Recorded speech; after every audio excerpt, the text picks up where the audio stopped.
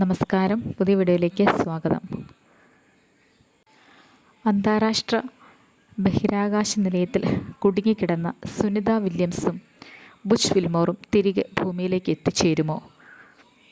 ലോകം ആശങ്കയോടെ നോക്കിയിരിക്കുന്ന ഒരു ദൗത്യമാണ് ഇവിടെ നടന്നുകൊണ്ടിരിക്കുന്നത്. 9 മാസമായി അന്താരാഷ്ട്ര ബഹിരാകാശ നിലയത്തിൽ ചില കാരണങ്ങളാൽ കുടുങ്ങിക്കിടക്കുകയായിരുന്നു ബുച്ച് വിൽമോറും സുനിത വില്യംസും. ശാരീരികമായുള്ള അസ്വസ്ഥതകളും ശരീരം ശോഷിച്ച അവസ്ഥയിലുള്ള ഫോട്ടോകളും ഒക്കെ കണ്ട് ലോക ജനത ഒന്നടങ്കം ആശങ്കയിലായിരുന്നു. എന്നാൽ ഇപ്പോൾ ആശങ്കകൾക്ക് വിരാമമിട്ടുകൊണ്ട് ഇലോൺ മസ്കിൻ്റെ സ്പേസ് എക്സ് ക്രൂ 10 വിക്ഷേപിച്ചിരിക്കുകയാണ്. 4 ബഹിരാകാശ യാത്രികരുമായി സുനിത വില്യംസിനെയും ബുച്ച് വിൽമോറിനെയും തിരികെ ഭൂമിയിലേക്ക് എത്തിക്കാനുള്ള ശ്രമത്തിലാണ് ലോകം ഒന്നടങ്കം വളരെ ആശങ്കയോടുകൂടി നോക്കിയിരിക്കുകയാണ്. കമാൻഡർ സ്ഥാനം ഒഴിഞ്ഞുകൊണ്ട് പുതിയ കമാൻഡറെ സുനിത വില്യംസ് പ്രഖ്യാപിച്ചു കഴിഞ്ഞു. റഷ്യയുടെ അലക്സിയാണ് പുതിയ കമാൻഡറായി ചാർജ് ഏറ്റെടുത്തിരിക്കുന്നത്. വിവിധ റെക്കോർഡുകൾ ഇട്ടുകൊണ്ട് വളരെ കാര്യക്ഷമമായി വിവിധ കാര്യങ്ങൾ ചെയ്തുകൊണ്ട് സുനിത വില്യംസ് അന്താരാഷ്ട്ര ബഹിരാകാശ നിലയത്തിൽ വളരെ സജീവമായിട്ട് പ്രവർത്തനത്തിലായിരുന്നു. ശാരീരിക ക്ഷീണം ഉള്ളതുപോലെ ജനതയ്ക്ക് തോന്നുമെങ്കിലും അവരുടെ പ്രവർത്തനങ്ങളിൽ അവർ 100% സത്യസന്ധത പുലർത്തിക്കൊണ്ടിരുന്നു. എന്നിരുന്നാലും 9 മാസമായി അന്താരാഷ്ട്ര ബഹിരാകാശ നിലയത്തിൽ കുടുങ്ങിക്കിടന്നതിൻ്റെ എല്ലാ പ്രയാസങ്ങളും അവർ ഭൂമിയിൽ എത്തിക്കഴിയുമ്പോൾ അനുഭവിക്കും എന്നാണ് വിദഗ്ധരായ ആളുകളുടെ അഭിപ്രായം. ആരോഗ്യത്തിൽ ആശങ്കയുണ്ട്. ആരോഗ്യം ക്ഷയിച്ചാണ് ഇരിക്കുന്നത്. അസ്ഥികൾക്ക് ദ്രവത്വം വന്നു തുടങ്ങിയിട്ടുണ്ടാവാം. കണ്ണുകൾക്ക് പലതരത്തിലുള്ള പ്രയാസങ്ങൾ നേരിടേണ്ടി വരുന്നതായിരിക്കും. നടക്കുന്നതിനും എടുക്കുന്നതിനുമൊക്കെ ബലക്കുറവ് അനുഭവപ്പെടും. ഇത്തരത്തിലുള്ള വിവിധ പ്രയാസങ്ങൾ, ഹൃദയ സംബന്ധമായിട്ടുള്ള പ്രയാസങ്ങൾ ഒക്കെ സുനിത വില്യംസിനും ബുച്ച് വിൽമോറിനും ഭൂമിയിലെത്തിക്കഴിയുമ്പോൾ അനുഭവിക്കാൻ ഒരു 3 മാസം എടുക്കും ഇതിനൊക്കെ ഒരു അവസാനമുണ്ടാവുന്നതിനായിട്ട്.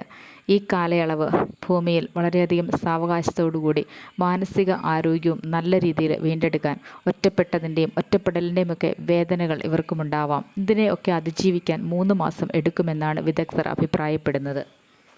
എന്തുകൊണ്ട് ഇത്രയധികം ശാസ്ത്ര പുരോഗതി കൈവരിച്ചിട്ടും എന്തുകൊണ്ടാണ് ഇവരെ ഭൂമിയിലെത്തിക്കുന്നതിന് ഇത്രയധികം വൈകിയത്? ഇവരുടെ ആരോഗ്യസ്ഥിതിയെക്കുറിച്ച് ആർക്കും ആശങ്കയില്ലായിരുന്നു തുടങ്ങിയ നിരവധി ചോദ്യങ്ങൾ ഇവർക്കെതിരെ ഉയരുന്നുണ്ട്, ശാസ്ത്ര ലോകത്തിനെതിരെ ഉയരുന്നുണ്ട്. എന്നാൽ ഇതിനൊക്കെയും സാങ്കേതികപരമായിട്ടുള്ള പല പ്രതിസന്ധികളും നേരിടേണ്ടി വരുന്നുണ്ടായിരുന്നു. അതുകൊണ്ടാണ് ഇവരെ ഇത്രയും വേഗതയിൽ കൊണ്ടുവരാൻ സാധിക്കാതിരുന്നത്. ബഹിരാകാശ നിലയത്തിൽ എത്തുന്ന ആളുകൾക്ക് അവിടെ ജീവിക്കുന്നതിന് ആവശ്യമായിട്ടുള്ള എല്ലാ സജ്ജീകരണങ്ങളും ആ പേടകത്തിൽ ഉണ്ട്.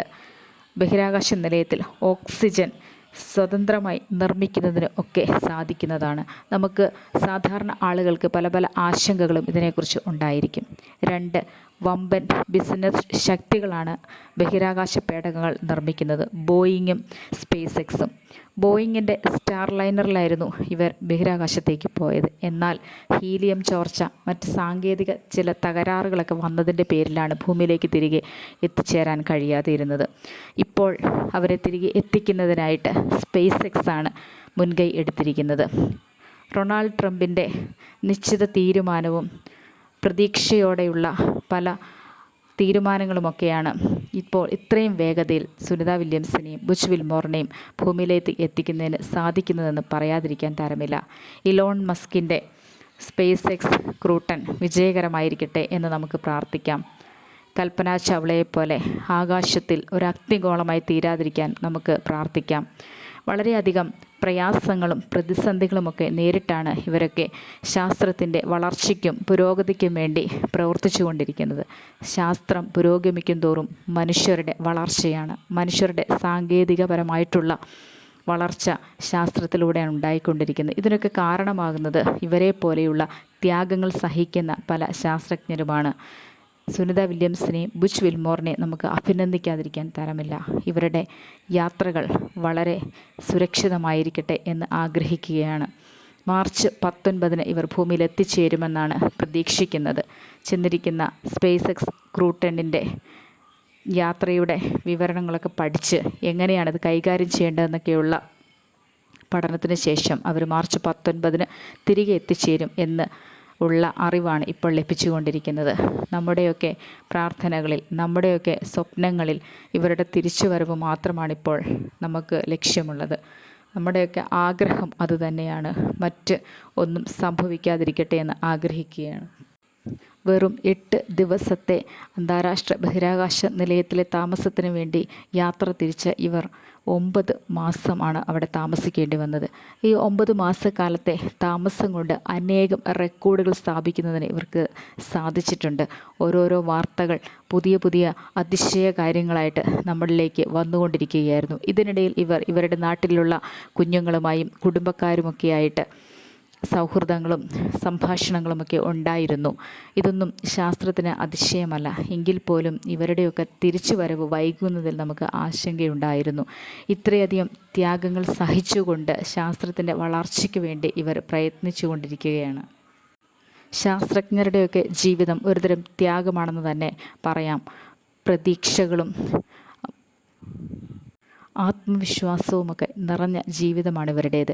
ഇവർക്ക് ഭൂമിയിലേക്ക് എത്തിച്ചേരാൻ 8 ദിവസത്തിന് പോയ ഈ വ്യക്തികൾക്ക് ഭൂമിയിലേക്ക് എത്തിച്ചേരാൻ 9 മാസം എടുക്കേണ്ടി വന്നു. എന്നിരുന്നാലും ഇവരുടെ മാനസിക നിലയെ യാതൊരു രീതിയിലും തകർക്കുന്ന രീതിയിലല്ലാതെ ഇവർക്ക് കിട്ടിയ സമയം വളരെ നല്ല രീതിയിൽ ഉപയോഗപ്പെടുത്താൻ ഇവർ ശ്രമിച്ചുകൊണ്ടേയിരുന്നു. ഭൂമിയിലേക്ക് എത്തുന്ന സമയങ്ങളിൽ പല പല റെക്കോർഡുകൾ ഇവർ ഭേദിക്കപ്പെടാനായിട്ട് തയ്യാറായിട്ടാണ് വന്നിരിക്കുന്നത്. അത്ര അധികം കഠിനാധ്വാനവും പ്രയത്നവും അവർ അന്താരാഷ്ട്ര ബഹിരാകാശ നിലയത്തിൽ ചെയ്തുകൊണ്ടിരുന്നു. ഇവരുടെയൊക്കെ നല്ല പ്രവർത്തനങ്ങൾ കൊണ്ടാണ് ഭൂമിയിൽ വളരെയധികം ഉയർച്ചയും ഉന്നമനവും ശാസ്ത്രത്തിൻ്റെ വളർച്ചയും പുരോഗതിയും ഒക്കെ നടന്നുകൊണ്ടിരിക്കുന്നത് എന്ന് പറയാതിരിക്കാൻ തരമില്ല. മാർച്ച് 19 ഭൂമിയിലേക്ക് സുനിത വില്യംസിനെയും ബുച്ച് മിൽമോറിനെയും വഹിച്ചുകൊണ്ടുള്ള സ്പേസ് എക്സ് ക്രൂ 10 വരവിന് വേണ്ടി കണ്ണിമ ചിമ്മി നോക്കിയിരിക്കുകയാണ് ഓരോ മനുഷ്യനും. ലോക ജനത ഒന്നാകെ ഈ വാർത്തയുടെ പിന്നാലെ ആയിക്കൊണ്ടിരിക്കുന്നു. ഓരോ നിമിഷവും അവരുടെ തിരിച്ചുവരവിനായുള്ള പ്രാർത്ഥനകളാണ് മുഴങ്ങുന്നത്. തിരിച്ചു വരണമേ എന്നുള്ള ഓരോ മനുഷ്യൻ്റെയും പ്രാർത്ഥനയ്ക്ക് മുന്നിൽ അവർ തിരിച്ചു വരിക തന്നെ ചെയ്യും. പല പ്രതിസന്ധികളും മറികടക്കേണ്ടതുണ്ട്. പല പ്രതിസന്ധി ഘട്ടങ്ങളും ഇവർക്ക് തരണം ചെയ്ത് മാത്രമേ ഭൂമിയിൽ എത്തിച്ചേരാൻ സാധിക്കുകയുള്ളൂ. കൽപ്പന ചൗളയെപ്പോലെ മറ്റ് ഭീകര അന്തരീക്ഷങ്ങളോ ദാരുണമായ സംഭവങ്ങളോ ഒന്നും ഉണ്ടാകാതെ ഇരിക്കുക എന്നുള്ളതാണ് വളരെ മുഖ്യമായിട്ടുള്ള ഒരു കാര്യം. ഇവരെപ്പോലെ ഇത്രയും ഡെഡിക്കേറ്റഡ് ആയിട്ടുള്ള മനുഷ്യർ ഭൂമിയിൽ തിരികെ എത്തിച്ചേരുക തന്നെ ചെയ്യും എന്നാണ് ഉറച്ച് വിശ്വസിക്കുന്നത്.